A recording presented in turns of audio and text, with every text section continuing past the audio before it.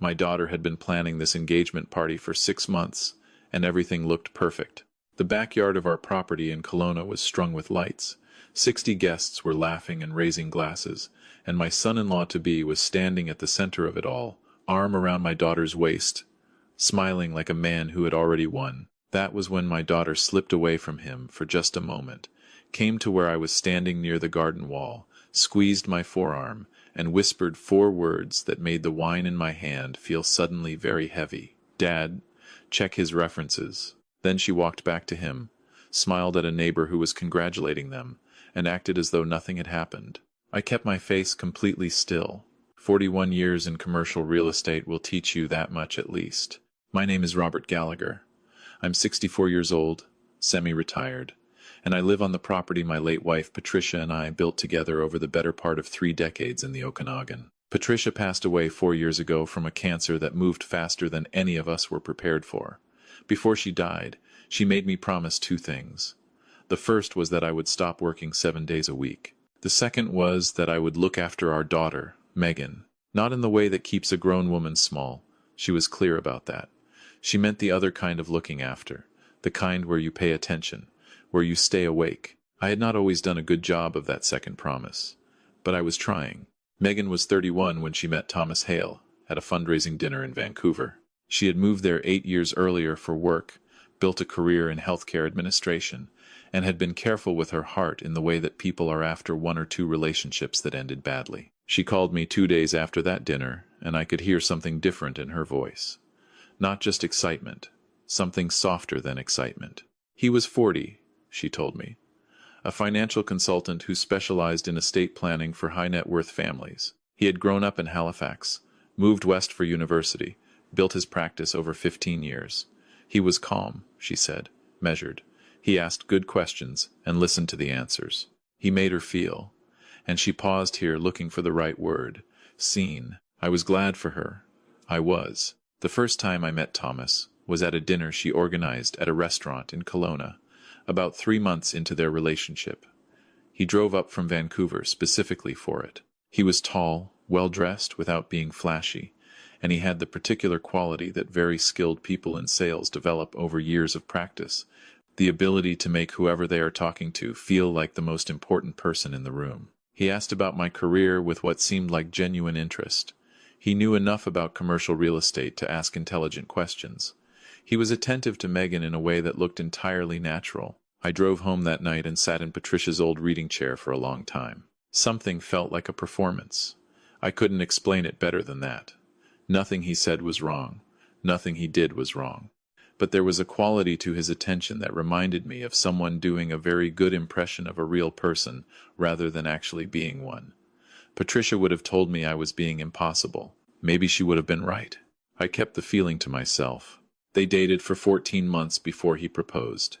He did it at the restaurant in Vancouver where they'd had their first proper date. She called me from the parking lot afterward, still crying happy tears, and I told her I was thrilled for her. I was not entirely lying. I wanted very much to be thrilled. The engagement party in Kelowna was 6 weeks later. Megan had organized most of it herself, with help from her closest friend, Diane, who had driven down from Kamloops for the weekend. Thomas arrived the evening before with what seemed like half a wardrobe, settled into the guest room, and spent the morning before the party taking calls in the back garden that he ended quickly whenever I came near. I told myself that was normal. Consultants take calls on weekends. That is simply the life. Then Megan said what she said at the party, and I understood that she had not said it on impulse. She had been waiting for a moment when she could say it without being overheard. She had chosen her words carefully. 4 words, not 10. Enough to tell me something was wrong, not enough to cause a scene if someone had been watching. My daughter is not a woman who panics. She had been carrying something, and she had chosen me to carry it with her. I stayed at the party for another 40 minutes. I laughed at the right moments, refilled my glass once, and spoke with Thomas for nearly 10 minutes about the Okanagan wine industry. He was charming and relaxed. I watched his eyes while he talked. They were busy in a way his face was not. After the last guests left and Megan and Diane were cleaning up in the kitchen, I told everyone I was tired and went to bed. I did not sleep. I opened my laptop. I am not a man who uses the internet particularly well. My assistant at the firm spent years gently redirecting me away from search engines and toward phone calls, which I am much better at. But I knew enough to start somewhere. I typed in Thomas Hale, Financial Consultant, Halifax, and spent an hour reading. His professional website was clean and credible.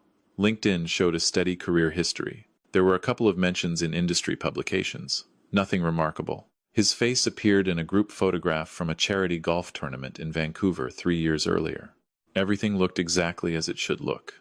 That was, in a strange way, what bothered me. The next morning I called Megan before Thomas was awake.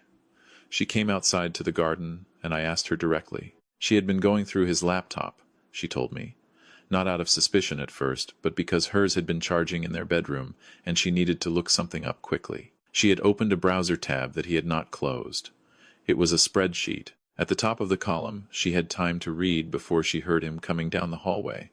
She saw Megan Gallagher, Kelowna property, estate value, and then a number she recognized as a rough approximation of what she believed my estate to be worth. She closed the laptop before he reached the room. She said nothing. She had spent 3 weeks trying to convince herself there was an innocent explanation. I told her she had done the right thing by telling me. I told her to act normal. I told her I would handle it. She looked at me the way she used to look at me when she was 9 years old and had fallen off her bicycle and was trying very hard not to cry. I held that look together as long as I needed to, and then I went inside and called my lawyer. Helen Marsh had handled our family's legal work for 18 years. I'd first hired her when Patricia and I were restructuring the property holdings, and she was the person who helped me set up the family trust after Patricia died. Not enormous by the standards of some, but the Gallagher family trust represented the accumulated work of 4 decades. The Kelowna property, 2 commercial buildings in Penticton, and a portfolio of investments Patricia had managed with extraordinary patience. Megan was the primary beneficiary. Helen, I said, if someone were to marry Megan and she then added them to the trust as a co-trustee or named beneficiary, how quickly could assets be moved? She was quiet for a moment. Depending on the structure and the signing authority, she said, it could happen in a matter of days. If they had the right documentation and access to the financial institutions, possibly faster. What would they need?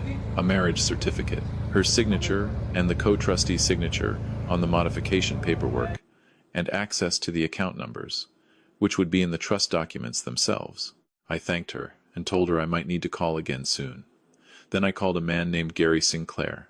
I had met Gary 15 years earlier when he was conducting background checks for a large commercial transaction I was involved in. He had since built a small but highly regarded private investigation practice in the Lower Mainland. He was methodical, discreet, and he did not speculate. He told you what he found, and nothing more, which is the only kind of person worth hiring for a job like that. I told Gary I needed a complete background check on Thomas Hale, 40 years old, financial consultant, Vancouver.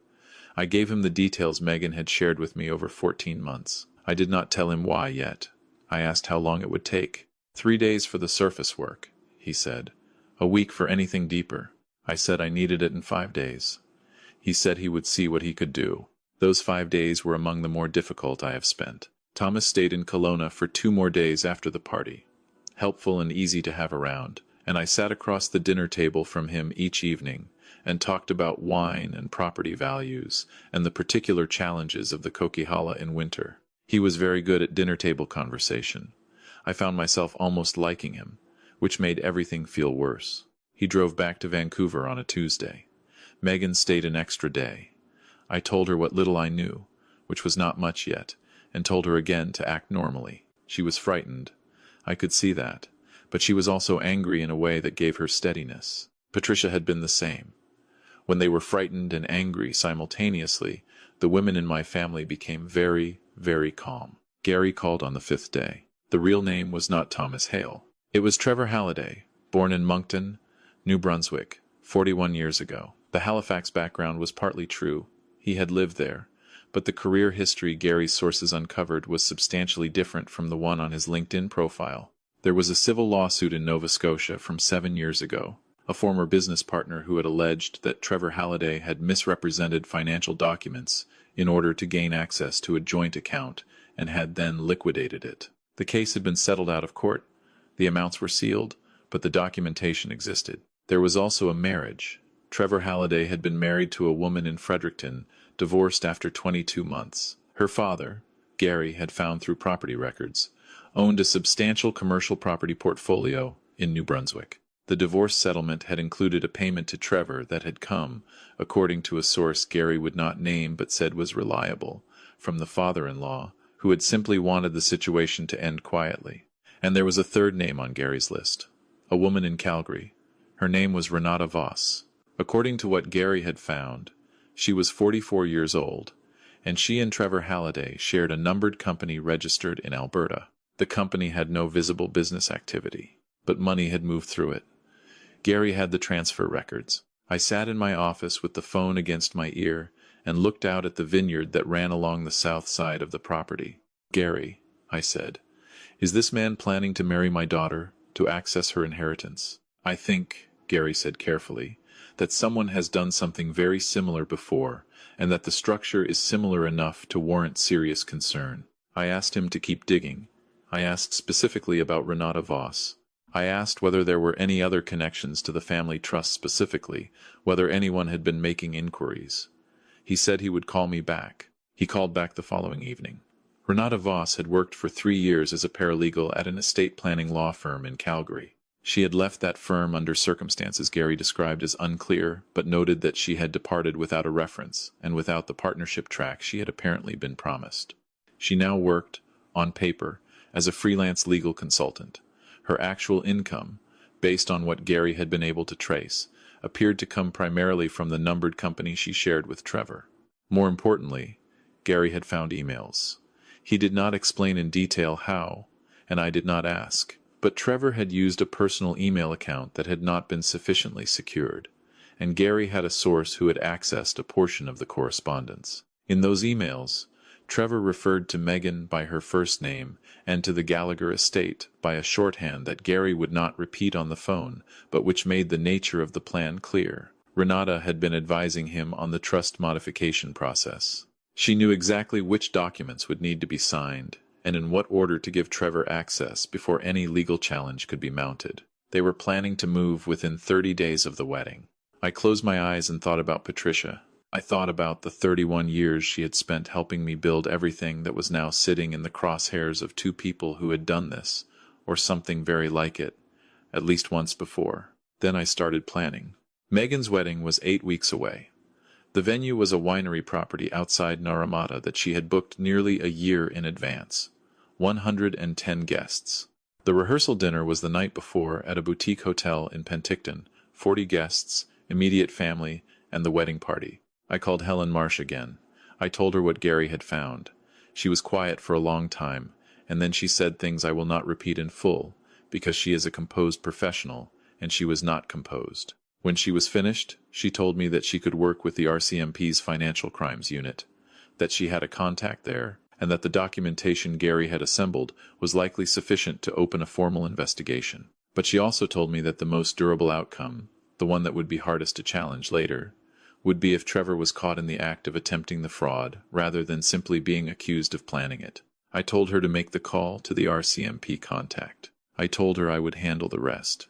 There is a particular kind of patience that you develop in 40 years of negotiating commercial real estate transactions. You learn that the person who speaks first, when the silence becomes uncomfortable, has already given something away. You learn that the moment you show your hand is almost never the right moment. You learn to wait. I called Megan and told her everything, all of it. She sat on the other end of the phone without speaking for a long time, and then she said, in a voice that was entirely steady, "What do you need me to do?" "That is my daughter." I needed her to do nothing differently, to keep planning the wedding, to respond to Trevor's messages the way she always had, to give no indication that anything had changed. It was a great deal to ask of someone who had just been told that the man she was going to marry had likely been cataloging her inheritance since their 3rd date. She did not hesitate. Gary had found that Renata Voss would be in Penticton the weekend of the rehearsal dinner.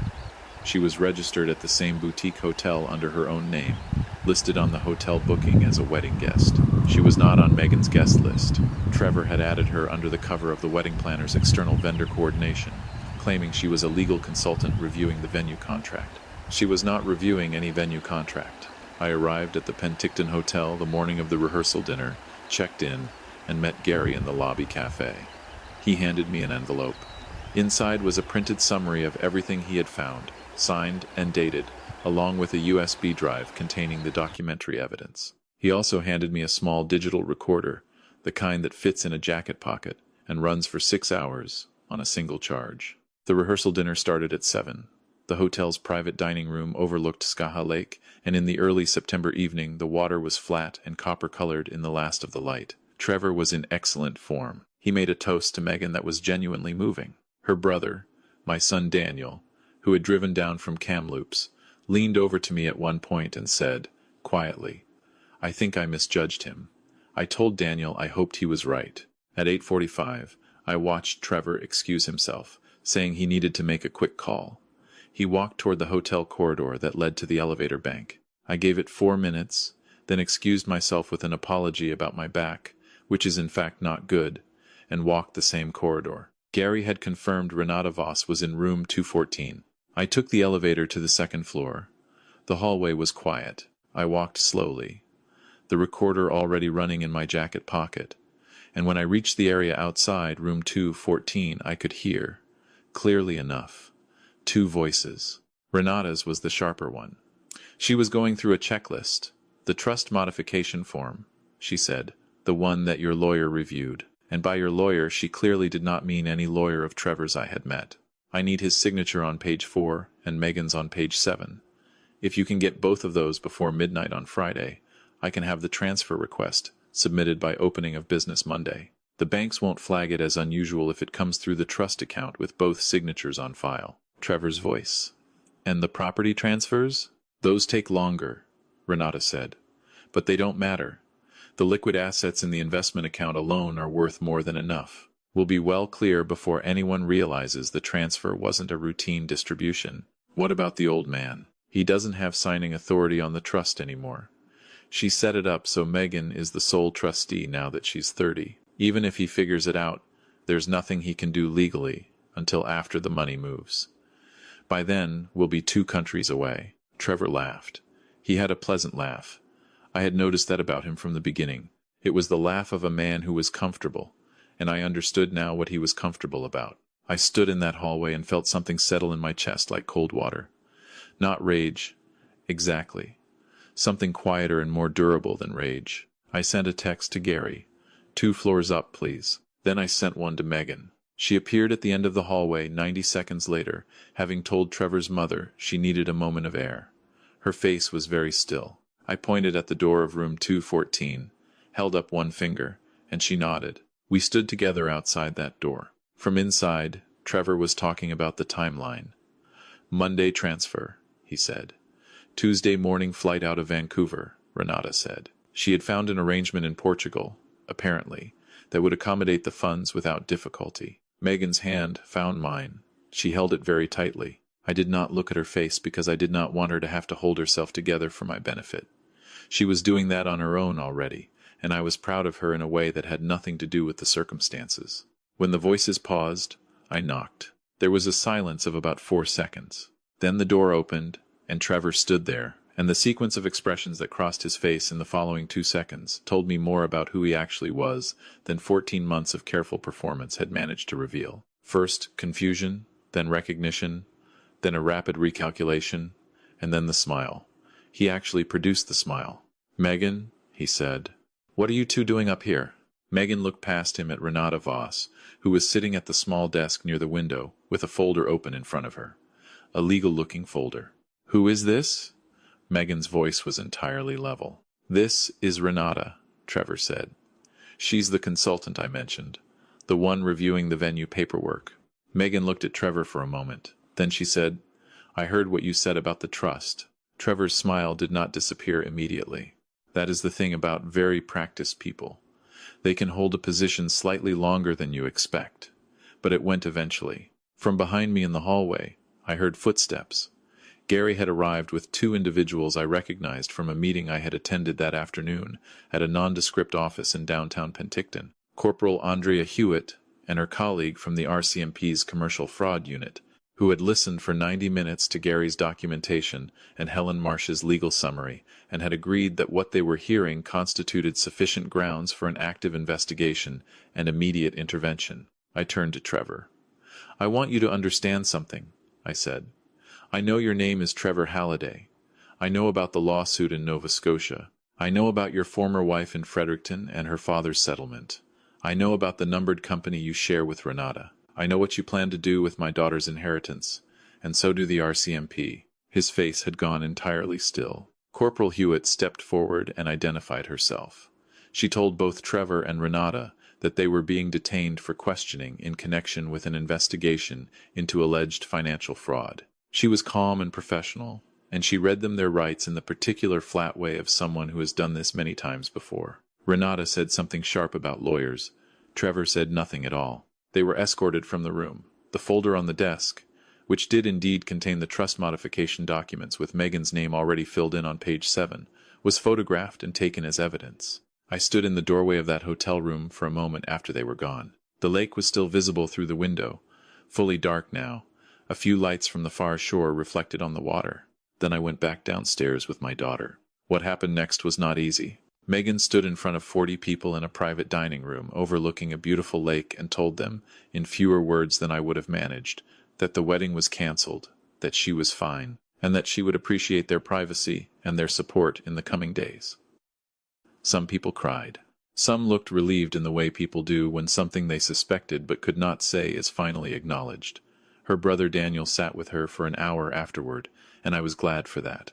I took a walk along the lake shore by myself around 10 o'clock.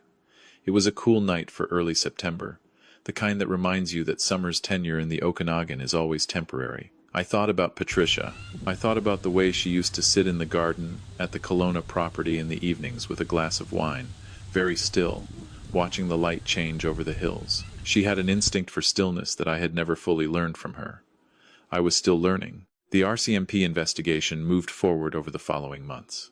I won't detail all of it because some of it is still ongoing, but the core of what Gary and Helen had assembled held.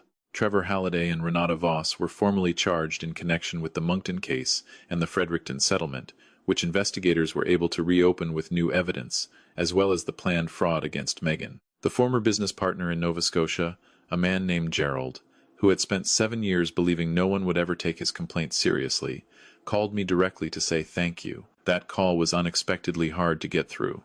Megan took 4 months to settle herself. She stayed in Vancouver but took a leave from work for 6 weeks, spent time with friends, drove up to Kelowna several weekends to sit in the garden with me and talk about nothing in particular or everything in particular, depending on the day. She cried, but not as often as I expected. She was angrier than she was sad, and I think that was the right proportion. The question she came back to most often was how she had missed it. "You didn't miss it," I told her, on one of those weekends in late November, sitting outside with the last of the fall sun on the dormant vineyard. "You felt it. You said 4 words to me at the party, because something in you already knew. The part of you that recognized it had just been up against 14 months of a very skilled performance." She was quiet for a moment. "He was good at it," she said. "He was. But you were better at listening to yourself than you gave yourself credit for." "I want to trust people again," she said. "I don't want to become someone who can't." "You won't." I poured more wine into her glass. "Your mother was one of the most trusting people I have ever known. Do you know why she could afford to be?" Megan shook her head. "Because she paid attention. Real trust isn't something you hand over freely and hope for the best. It's something you extend slowly, and you watch what a person does with the small amounts before you give them more. Your mother trusted people because she watched carefully first. That's not cynicism. That's just wisdom." Megan looked out at the vineyard for a long time.